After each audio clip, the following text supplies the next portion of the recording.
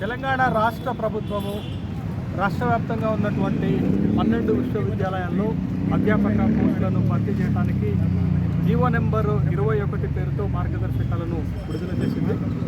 GO number 21లో ఉన్నటువంటి మార్గదర్శకాల ప్రకారంగా రాష్ట్ర వ్యాప్తంగా 12 విశ్వవిద్యాలయాల్లో పనిచేస్తున్నటువంటి 900కు పైచిలకు పార్ట్ టైం అధ్యాపకుల ప్రయోజనాలను దెబ్బతీసేటట్టుగా ఉండటంతో పాటు జీవో నెంబర్ 21లో ఇచ్చినటువంటి మార్గదర్శకాలు యూజీసీ నిబంధనలకు వ్యతిరేకంగా కూడా ఉన్నాయి. దశాబ్దాలుగా తెలంగాణ రాష్ట్రంలో 10 సంవత్సరాలుగా అధ్యాపక నియామకాలు చేపట్టలేదు. ఉద్యమానికి ముందు కూడా 5 సంవత్సరాలు అధ్యాపక నియామకాలు చేపట్టలేదు.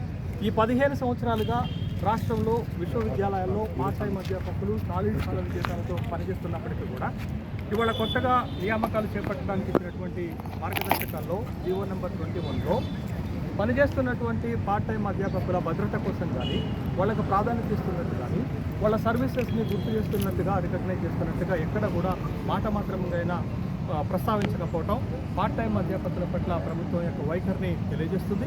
పార్ట్ టైం అధ్యాపకులకు తీవ్ర నష్టం చేసేటటువంటి అవకాశం ఉంది. కాబట్టి తెలంగాణ రాష్ట్ర ప్రభుత్వానికి పార్ట్ టైం అధ్యాపకుల పక్షాన నేను చేస్తున్నటువంటి విజ్ఞప్తి ఏంటంటే నియామకాలు చేపట్టేటప్పుడు ప్రథమ ప్రాధాన్యత పనిచేస్తున్నటువంటి పార్ట్ టైం అధ్యాపకులకు ఇవ్వాలి.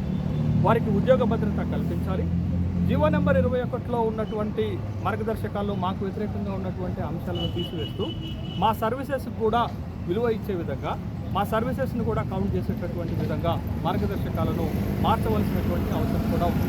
మేము మా విజ్ఞప్తులను రాష్ట్ర ప్రభుత్వానికి అనేక సందర్భాలలో తెలియజేసినప్పటికీ కూడా రాష్ట్ర ప్రభుత్వం ఇంతవరకు స్పందించినందుకు నిరసనగా ఏప్రిల్ 17వ తారీఖు నాడు రాష్ట్ర వ్యాప్తంగా ఉన్నటువంటి 12 విశ్వవిద్యాలయాల్లో పనిచేస్తున్నటువంటి 900 మంది పార్ట్ టైం అధ్యాపకులు చలో సెక్రటేరియట్ కార్యక్రమానికి పిలుపునివ్వడం జరిగింది.